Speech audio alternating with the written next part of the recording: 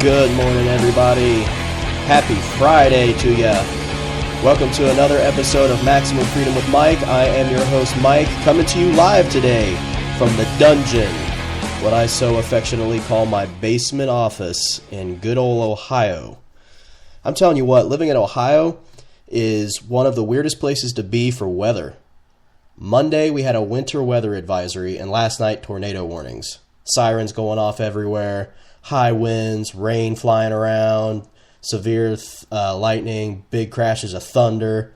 Somehow my kid slept through it all, my daughter. My son, he was terrified out of his mind, but how crazy, man, that during the first part of the week, you got to worry about sub-zero temperatures. By the end of the week, you're near 60. Only in the Midwest. Well, guys, it is Friday morning. I am so glad to have survived this week. This was the first week that I attempted to get up every day at 5:30 a.m. so that I could, A, work on my projects that need to be worked on, but also, since I am diabetic, I've been trying to lose weight, got some exercise equipment and elliptical and things, been putting myself through a rigorous program starting at 5:30 in the morning. It has been rough. I'm sore. I am tired. I had 2 cups of coffee right off the bat this morning, which is a lot for me. So, wow, man. I'm so glad it's the weekend. I'm taking time off of everything and just kind of relaxing.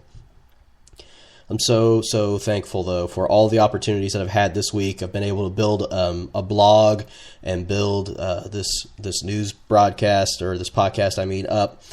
And I'm grateful for that. And I've had some good work projects come in. But anyway, before we get started into the news and the stories that are floating around today, which there is a lot to talk about. There's some big stuff. Yesterday was a huge day for news, especially for those of us who are libertarian and conservative. Yesterday was huge. Before we get into all that, though, quick word from a sponsor.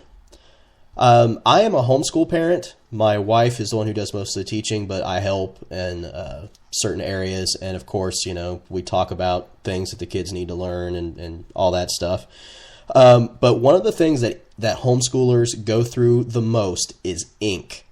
Constantly printing out worksheets, constantly printing out color pages, constantly printing. And just as being a writer in general, part of my job is to write and print stuff. So I go through a butt ton of ink in a year. So that is why I am extremely grateful for inkfarm.com. Inkfarm.com has all of the top name brands of ink that you need, but the prices are much more affordable than going to your local stores and stuff like that. Right now they have a 2-day sale going on that you could take advantage of if you go to my website, which is maxfreewithmike.com. That's maxfreewithmike.com. And for those of you who may be a little dull on the Friday morning side this morning, that means Maximum Freedom with Mike. Abbreviated, shortened, whatever. Stop by the website. You'll see a big ad on the right, on the left side, where you can go and you can take advantage of that great sale. It's only going on for 2 days, though, so make sure you get over there, click on it, get all the ink you need, and all that other good stuff. All right. Now that that's out of the way,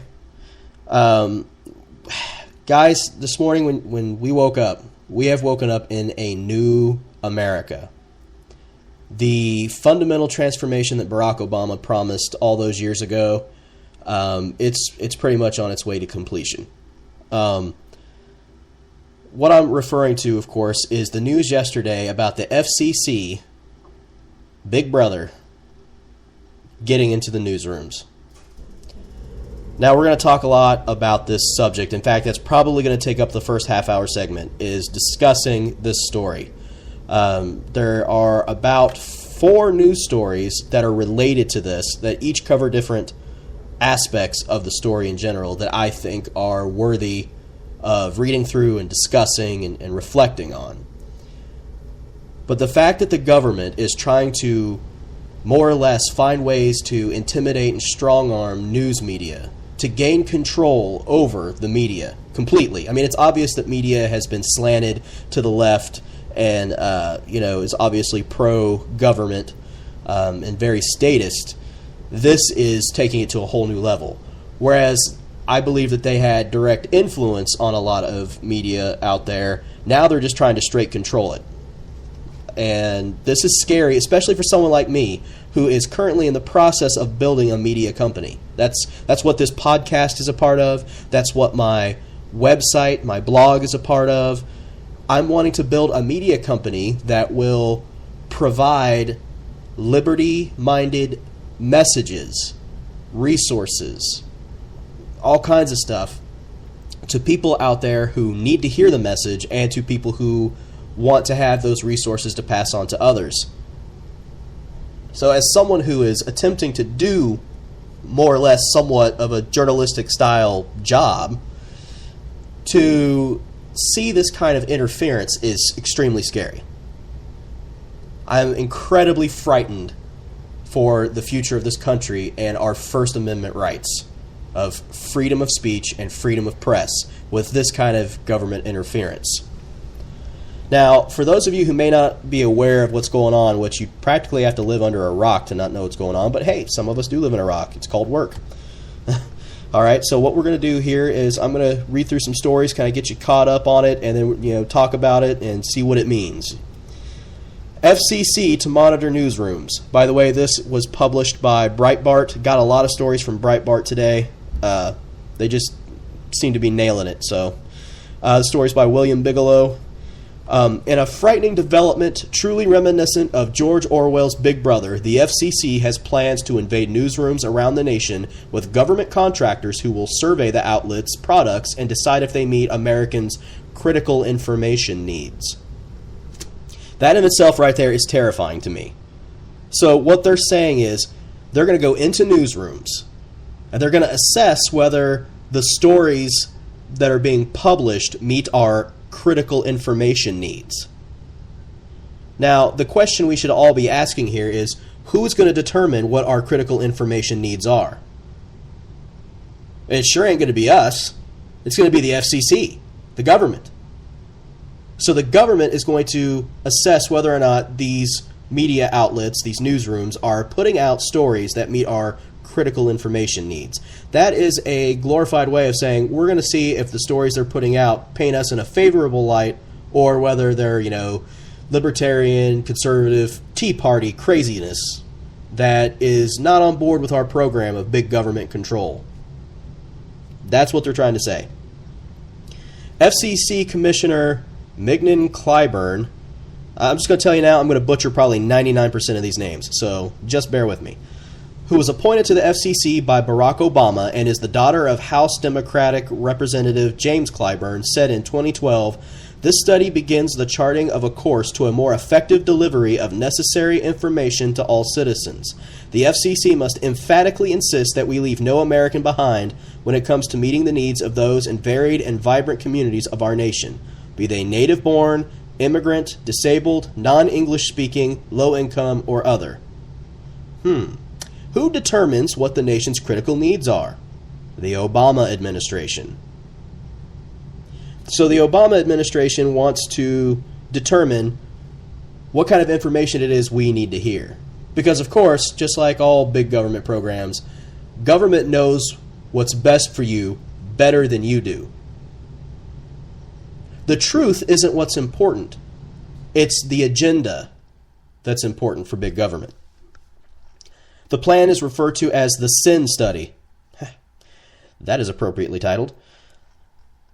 Ajit Pai, one of the FCC's 5 commissioners, condemned the action, saying, "This has never been put to an FCC vote. It was just announced. I've never had any input into this process." The University of Southern California Annenberg School for Communication and Journalism and the University of Wisconsin Madison Center for Communication and Democracy were commissioned to decipher which bits of information are critical for citizens to have. Their answer: information so Americans can live safe and healthy lives and have full access to educational, employment, and business opportunities. So it's not just, let's put out all the news possible. Let's not put out the truth of what's going on around the world. Let's determine, does this story really help Americans live safe and healthy lives? Does this story help them have access to educational, employment, and business opportunities? I always thought the whole point of a free press was to help keep the government in line, to help hold our elected officials accountable for their actions. Apparently, I was wrong. The point of the media is so we can have information to live safe and healthy lives. But again, the question has to be asked, what does living a safe and healthy life look like?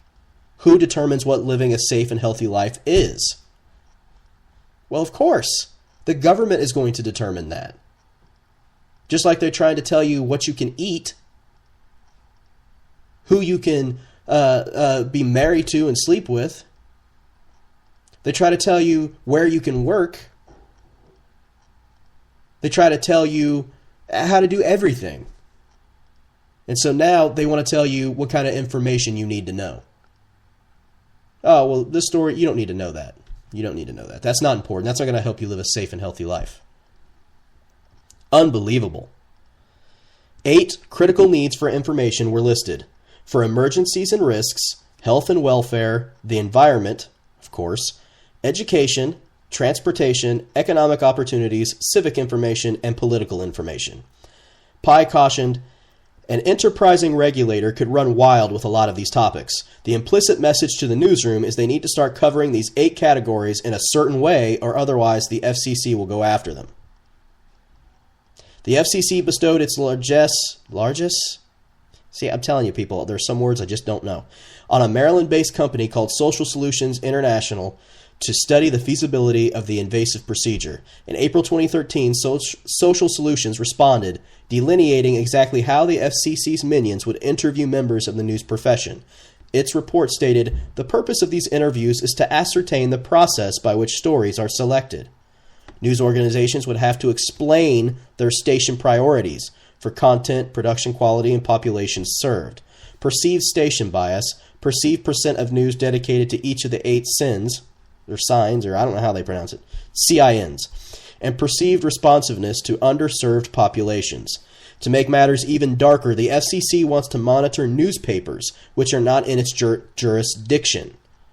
Last December, the 4 top Republicans on the House Energy and Commerce Committee targeted the FCC for scrutiny, saying, the Commission has no business probing the news media's editorial judgment and expertise, nor does it have any business in prescribing a set diet of critical information. The First Amendment says Congress shall make no law abridging the freedom of speech or of the press. For an administration that mocks the Constitution at every turn, those words appear to have no meaning. How true. So, the basic breakdown, again, I mean, it's simple. The basic breakdown of the story is they're going into newsrooms to study whether or not the information that's being created or that's, being published to the world, the content that's being produced, is meeting people's critical information needs. Like, is this information what you need to know? Now, how are they determining that? Again, they are setting standards and saying these are the things that you need to know about. And then they're going about quizzing each of these news organizations to see how they, what kind of processes they go through to develop their content and how they select stories to publish. The bottom line is the FCC has no business in a newsroom. The Constitution, that document that was signed, that created our federal government, that limited our federal government in 1787, says in the First Amendment of the Bill of Rights that we are supposed to have freedom of speech and freedom of the press. The freedom of the press is an essential component of a free society because freedom of the press gives us an opportunity to print our worldview, to print what we believe about the world, to print the truth about what's going on in the world around us. It is designed to help keep our government in its limits, to hold our government officials accountable and responsible for the things they say and do. Okay? They're trying to take that away from us because the agenda of progressives, is, of course, a utopian society. They're trying to make everything level and fair. So the government needs to have their hand in everything, regulating everything, controlling what you watch, what you say, what is good for you to eat, what information you need to know. Because they honestly believe that the solution to the world's problems is more government, despite history, which tells us the exact opposite story, that the more government gets into the affairs of private citizens, the worse things get. No one has learned, apparently, anything from Hitler. Because if you look at Obama's playbook, it's pretty darn similar to Hitler's. Now, I'm not saying that he is Hitler and that he's going to go crazy and start wiping out people. I hope not, but nothing is beyond the realm of possibility when leaders get this power hungry. I'm not saying that he is Hitler. I'm saying this kind of totalitarian regime, as Hitler established, this is what they do. They take over everything because they believe the government is supposed to take care of everything. Supposed to take care of citizens. You don't have any responsibility to take care of yourself. You don't have any responsibility to take care of your children. That's the state's job. Government can take care of you.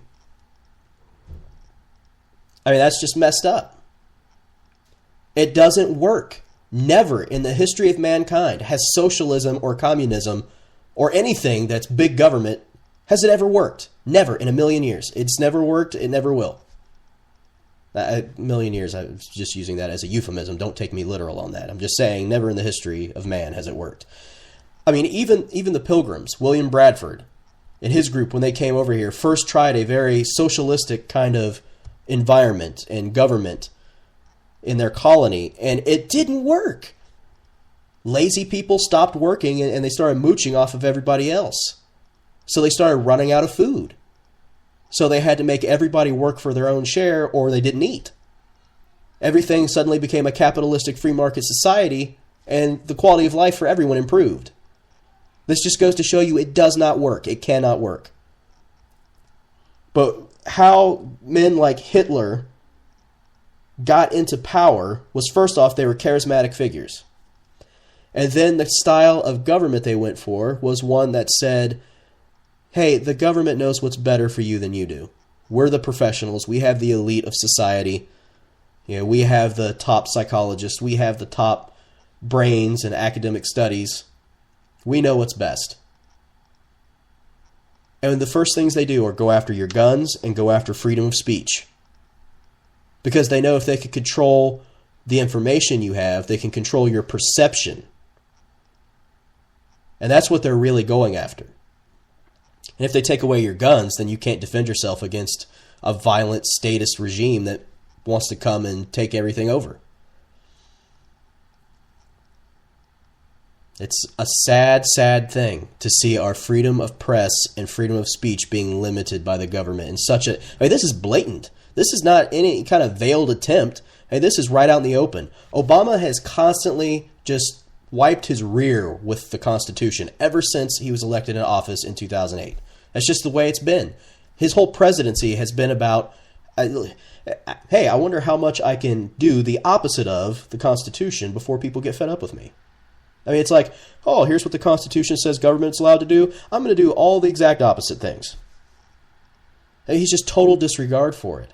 It's very reminiscent of Teddy Roosevelt and Woodrow Wilson. I have been harping on these guys in blog posts and in former podcast, earlier episodes, because I've been learning a ton about them through history studies that I'm doing right now. And I'm telling you, these guys were crazy. You know, one of the ways that Theodore Roosevelt was able to get the Pure Drug and Food Act in 1906 passed was through using the opinions of experts who conducted all kinds of scientific studies. I can't remember this guy's name, but the study he did was to see what kind of effect preservatives would have on people in a long-term study. So this guy had 5 subjects, I think they were all male, who for 5 years straight ate nothing but heavy preservatives. And in doing this, he was going to show that, seafood needs to be regulated because, look, these companies are putting too much preservatives in, and look at the negative effect they have on people. The problem was he had no control group. So this experiment wasn't even conducted correctly. So the findings were not really scientifically accurate. Now you throw on top of that Upton Sinclair and his book The Jungle, which was a fictional account of the harsh working conditions in a meatpacking plant. It was designed to expose those kinds of conditions for the workers. But he happened to talk about rats falling into meat grinders and all this stuff. So Teddy Roosevelt read this and decided, hey, you know what? People are really shocked and disgusted by this. This is a great way for me to get people on board with wanting to pass this Pure Drug and Food Act. And so, he started hyping that up. He even said privately that he thought Upton Sinclair was a schmuck. He may not have used that word exactly, but paraphrasing, he didn't like him. So he didn't like old Upton Sinclair, but yet he was using these studies and these resources to say, see, there's a problem here, and the answer is government. And that's exactly what Barack Obama and his administration are doing here. Oh, so you guys aren't getting the right kind of information. So here's what we're going to do about it. We're going to take control, and we're going to decide what you need to hear, because we know better. It's the same tactics. It always is. Now, what's even stranger about this whole thing is that there's an FCC commissioner, that we read about just a little bit ago, who thinks the government doesn't have a place in the newsroom either. This guy works for the FCC. I'm pretty sure that he knows whether or not they should be there. Here's a quote from him from another story on Breitbart. So the study was designed and adopted under previous leadership, and I think the reaction that you have is one that a lot of people in America have, and that is that government doesn't have a place in the newsroom.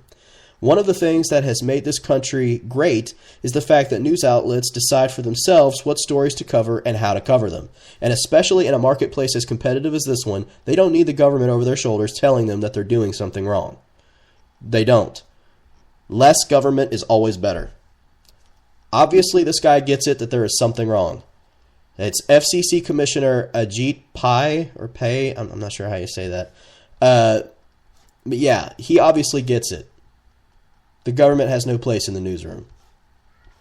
Now, what's even worse is that there's not really been a whole lot of speaking out against this study by major media outlets.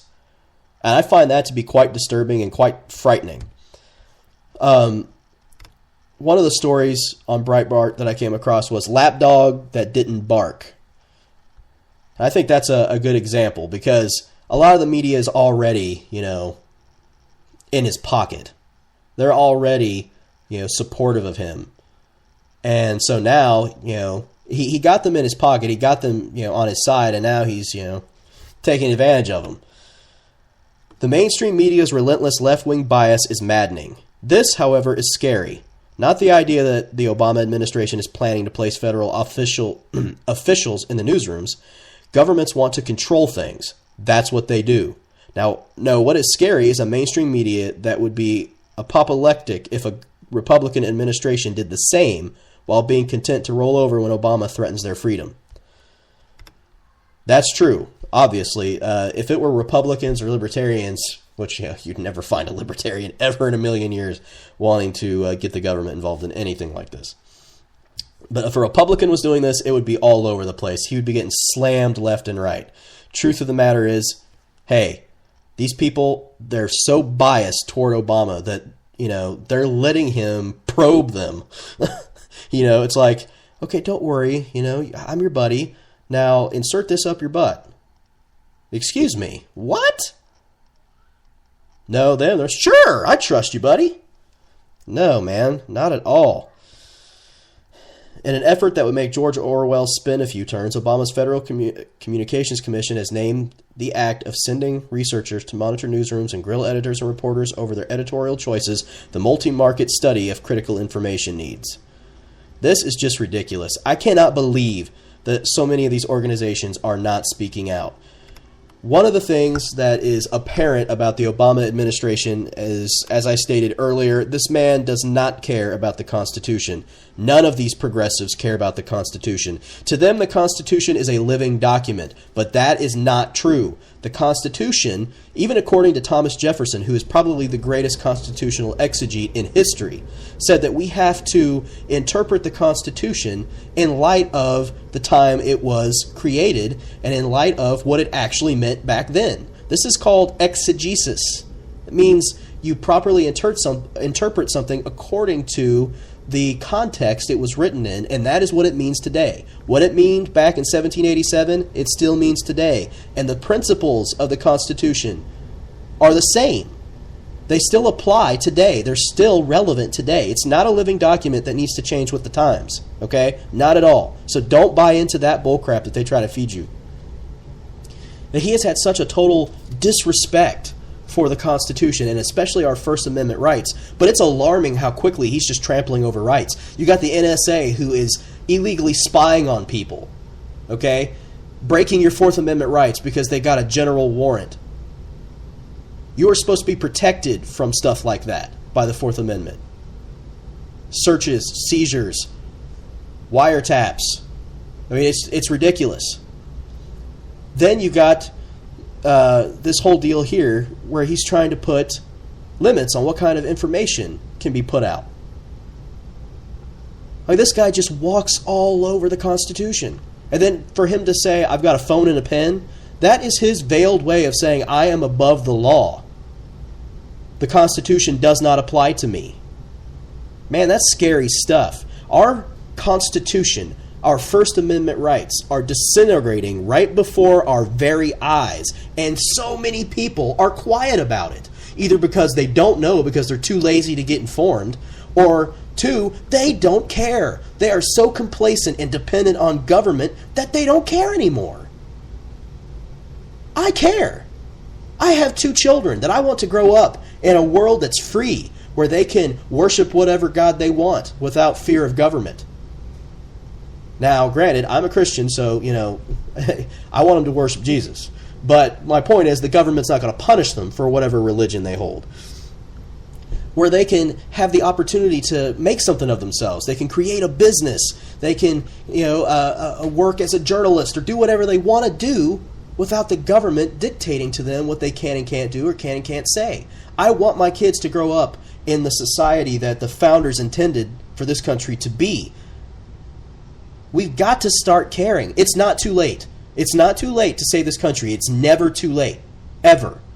But it's going to take every single person to take responsibility for themselves, to get informed, to stay on top of things, to say, hey, I am not going to just lie down and take this. I'm going to hold these people accountable. It takes people to put forth effort in standing against these intrusions, against these violations of the law.